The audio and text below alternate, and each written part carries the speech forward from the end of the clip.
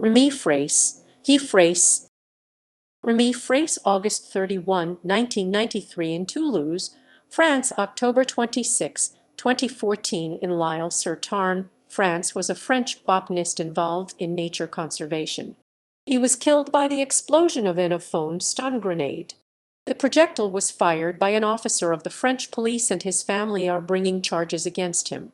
Fraisse died at the age of 21 during protests against the construction of the Sivens Dam. Career.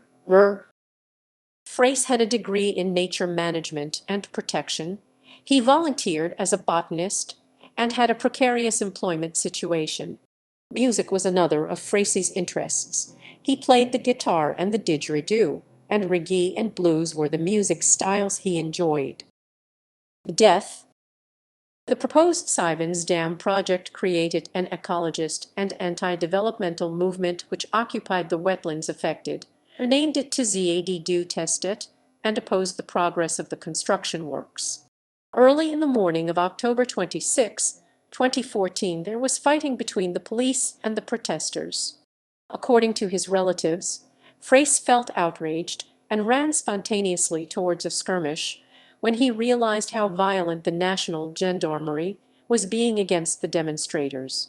He was struck by a stun grenade fired by the police and killed instantly. Some minutes later, his body was collected by the authorities.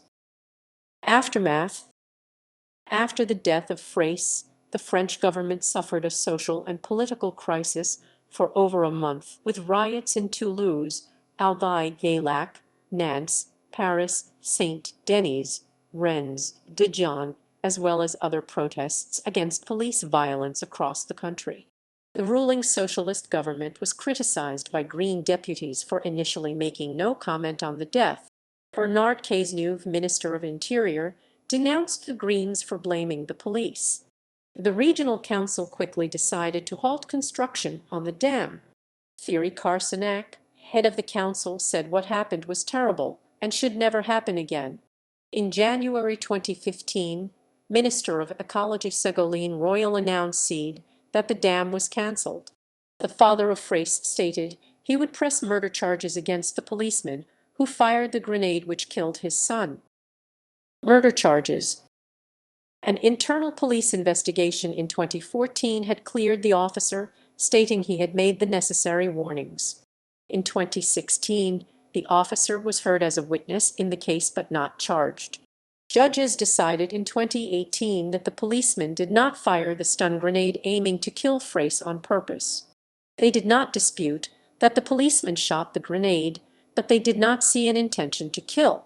A lawyer of the officer said the violence had been proportionate. The family of Fraisse immediately announced that they would appeal the decision.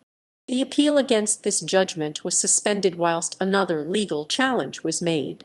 The family questioned the constitutional arrangement in which police officers acting under civil command could be judged under military law instead of criminal law when maintaining public order.